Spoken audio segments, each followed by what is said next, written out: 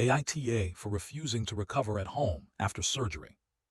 I 29F am really disappointed with my husband 30M and furious at his mother Hag-aged F.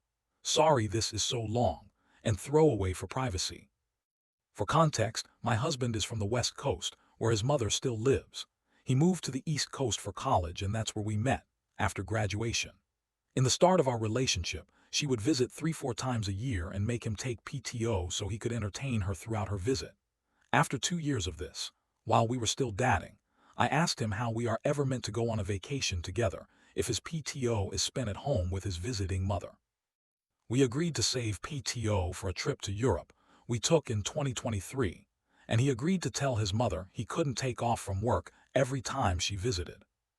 In my last job, I was able to work from home 4 days a week, and every time she visited, she sulked all day like a puppy who's had her toys taken away. But once my husband came home, a switch flicked and she was happy and clingy again. So here's the issue now. Husband and I moved states about 6 months ago, closer to my family. I have a new doctor who recommended me for a surgery that my old doc kept putting off. It's not a complicated procedure, and it will greatly increase my quality of life for decades. My mother-in-law decided she's due for a visit and wants to explore our new town, and she'd come to help around the house while Op recovers. I'm going to be out of surgery and in pain, and I really don't want to put up with her energy. However, we agreed, with my husband saying this isn't a sightseeing visit. She's here to help out, cook, clean, laundry, etc., so I can rest and recover. She can come for a proper visit later in the year. My husband dropped me off at the hospital on Wednesday. It was meant to be surgery, then one night overnight at the hospital for observations. On Thursday, the doctor told me my labs were not where he'd like them to be, and I should stay another night for observation and new lab work in the morning. I called my husband and told him that I'd hopefully be home the next day over the phone early afternoon. He did not visit on Thursday at all. On Friday, I was discharged and called my husband to tell him that I'd be ready in about an hour. It went straight to voicemail, and I figured he's probably in a meeting, and I'll try again in a little bit. After calling a few times over the course of over an hour, I called my sister, who was lucky enough to be excused from work for the afternoon, many thanks to her understanding boss. She drove 90 minutes to get me and took me home, and the house was in shambles. Laundry baskets on the dining room table, the litter box not cleaned since Wednesday morning, days of dirty plates in the sink, etc. I just broke down crying.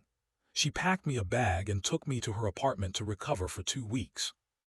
On Friday night, my husband called me asking me where I am, and that the hospital said I was already discharged. He had been on a hike with his mother, and there was no cell phone service, so he missed my calls, which also meant he took PTO for his mom's visit again.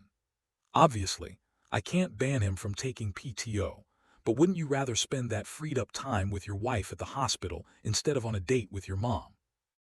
I told him that I no longer feel comfortable recovering in our house, and I won't be returning until it's thoroughly cleaned and his mother is gone. He's calling me the AH because his mother just wanted to get to know our new area, and I wasn't able to leave the hospital anyway, and that I was making a big deal out of this. I yelled that he essentially abandoned me at the hospital and entertained someone whose being here was to help make recovery easier, not more stressful, and that she was here for support, not on a vacation. Maybe it's just the pain and pain meds, but am I in the wrong here? Is this a stupid hill to die on? There's a part of me telling me to see a divorce lawyer just to see what my options are because I'm not sure this will ever change. I know this is going to sound incredibly selfish, but I want kids, but I now don't see myself having any with my husband in the foreseeable future. And if this isn't going to work out, I don't want to spend the next 5 years of wasting time and money on therapy and missing a chance to find someone I actually can start a family with, someone who can be a committed father and husband before he's a son.